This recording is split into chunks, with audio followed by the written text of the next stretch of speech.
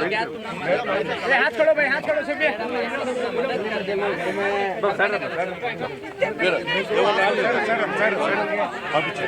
ले तुम ले बोलिए मैडम, बोलिए ले मैडम, बोलिए ले बच्चे को पढ़ा दो, कोई पढ़ा दो, बात देगा तो बात मैडम गारंटी ले, टेंशन ले लो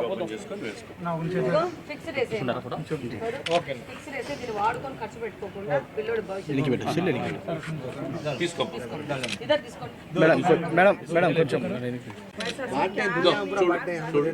देखो देखो ఇప్పిస్తాం. అవి దీనికి సంబంధం లేదు. అవి మీకు అర్హత ఉంటే మీకు ఇల్లు పట్టాలు కూడా ఇప్పిస్తాం, ఇల్లు ఇప్పిస్తాం. దీనికి దానికి సంబంధం లేదు, గుర్తుపెట్టు.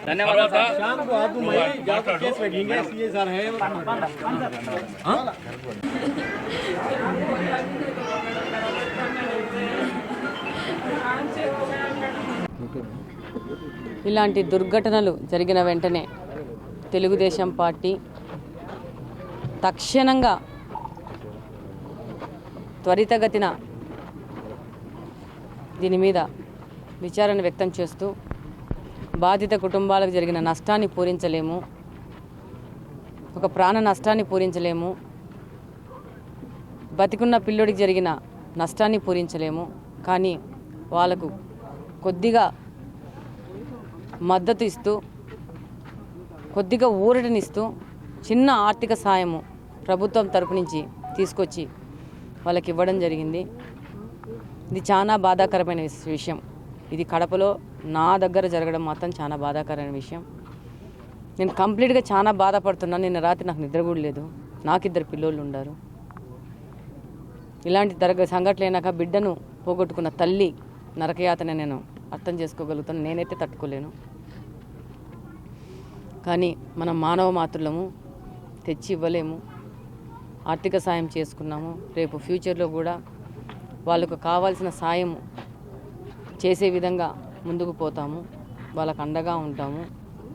దీనికి అంతటికీ కారణం డిష్ కేబుల్స్ రన్ చేసే వాళ్ళదే. పూర్తి వాళ్ళ మీద క్రిమినల్ కేసులు బుక్ చేసి యాక్షన్స్ తీసుకోవాల్సిన అవసరం ఉంది. ఇప్పుడు మేము ఇక్కడ నిలబడుకొని మాట్లాడుతున్నాము. ఇక్కడే చూస్తే చుట్టుపక్కల ఎన్ని వైర్లు, కేబుల్ వైర్లు, ఇవన్నీ ఏమాత్రం మిస్టేక్ జరిగినా కూడా ప్రాణ నష్టం జరుగుతుంది. ఈరోజు జరిగిన ఈ యొక్క దుర్ఘటనకు ద్వారా మనకు తెలిసింది. ఏమాత్రం నిర్లక్ష్యం వహించినా ఇలాంటి దుర్ఘటనలు జరుగుతాయి. దీనికి మనం ప్రజలమందరము సమాయత్తమై ఇలాంటివి చేయకుండా డిష్ వైర్లు వచ్చి ఎట్లా పడితే అట్లా కట్టినప్పుడు మనమే వాళ్ళని ఆపేయాలి. ఏ విధమైన పర్మిషన్ లేకుండా, ఎలక్ట్రిసిటీ డిపార్ట్మెంట్ నుంచి ఏ విధమైన అనుమతులు లేకుండా ఇలా వాళ్ళు ఎలా పడితే వాళ్ళ అనధికారికంగా ఇలా కట్టడం వల్లనే జరిగిన మిస్టేక్ ఇది. కాబట్టి డెఫినెట్గా కడప నియోజకవర్గంలో ఇలాంటి పునరావృతం కాకుండా ఇలాంటి అవకతవకల్ని మార్చి ముందుకు పోవడం జరుగుతుంది. ఇంకా ఇవే కాదు, కడప నగరము చాలా పెద్దది, చాలా ఇరుకుగా ఉంది. ఇవన్నీ కరెక్షన్ చేసుకుంటూ ముందుకు పోవాల్సిన అవసరం ఉంది. ఇలాంటి ఘటన పునరావృతం కాకుండా చర్యలు తీసుకోవాల్సిన అవసరం మనందరి మీద ఉంది. డెఫినెట్గా ఆ విధంగా పనిచేయడం జరుగుతుంది. అలాగనే చనిపోయిన అబ్బాయికి 5 లక్షల ఎక్స్గ్రేషియా, గాయాలతో బయటపడి పాక్షికంగా వికలాంగుడైన అబ్బాయికి 2 లక్షల ఎక్స్గ్రేషియా, అలాగనే కంప్లీట్గా ఉచితమైన వైద్య సహాయము, ఫ్యూచర్లో కూడా అబ్బాయికి చదువుకోవడానికి భవిష్యత్తుకు భరోసాగా ప్రభుత్వం ముందుంటుందని తెలియజేస్తున్నాను. Thank you. నిన్న కడప నగరంలో కరెంటు వైరు యాక్సిడెంట్లో చనిపోయిన కుటుంబాన్ని పరామర్శించాం. ప్రభుత్వం ఎలక్ట్రిసిటీ డిపార్ట్మెంట్ ఈరోజు పోయిన ప్రాణాన్ని తీసుకురాలేకపోయినా 5 లక్షల రూపాయలు ముఖ్యమంత్రి గారు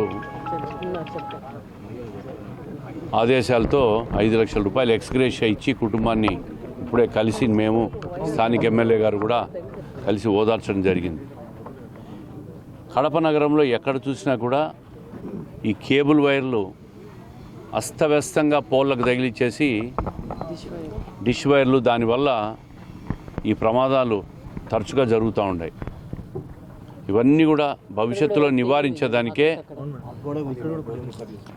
ఈ కడప నగరంలో ఉన్న పాత బస్తీ అంతా కూడా అధునాతన విధానంతో ఈ ట్రాన్స్ఫార్మర్లు కానీ ఇవన్నీ కూడా ఒక పర్మనెంట్ పోల్ సిస్టంలో అప్గ్రేడ్ చేసే విధానాన్ని కూడా దాదాపు 100 కోట్ల పైచిలుకుతో ఈ మధ్యనే ప్రతిపాదనలు కూడా ఎమ్మెల్యే గారు తిరుపతి సిఎండి గారికి కూడా పంపించడం జరిగింది. ఈలోపే ఇటువంటి ప్రమాదాలు జరిగినాయి. ఇదంతా కూడా డిష్ వైర్లు డిష్ వాళ్ళ నిర్లక్ష్యంతో ఇది జరిగింది తప్ప కరెంటు ఎలక్ట్రిసిటీ డిపార్ట్మెంట్ వాళ్ళ తప్పిదం ఇక్కడెక్కడా లేదు. ఈరోజు ఆ కుటుంబానికి పిల్లోడిపోయిన బాధ నుంచి వాళ్ళు ఇంకా బయటికి రాలేకున్నారు.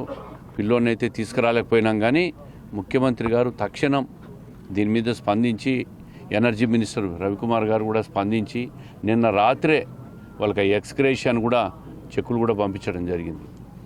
ప్రభుత్వం ఏదైనా కూడా ఎక్కడ నష్టం జరిగినా స్పాంటేనియస్గా తక్షణం స్పందించి ఇటువంటి కార్యక్రమాలను ఇటువంటి నష్టం జరిగిన వాళ్ళని ఆపదలో ఆదుకోవడం కూడా జరుగుతూ ఉంది.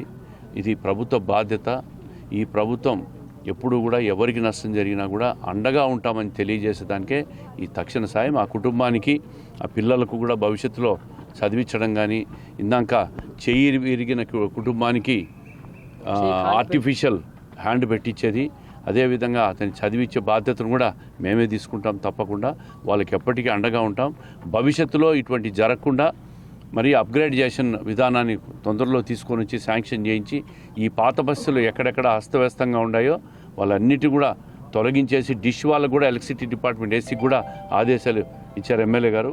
ఇవన్నీ కూడా అస్తవ్యస్తంగా ఉండేటని తొలగించండి, అవసరమైతే కేసులు బుక్ చేయండి. భవిష్యత్తులో ఇటువంటి నష్టం ఎక్కడ జరగకూడదు. ప్రాణ నష్టం కంటే ఇంకొకటి పెద్ద నష్టం ఏముండదు.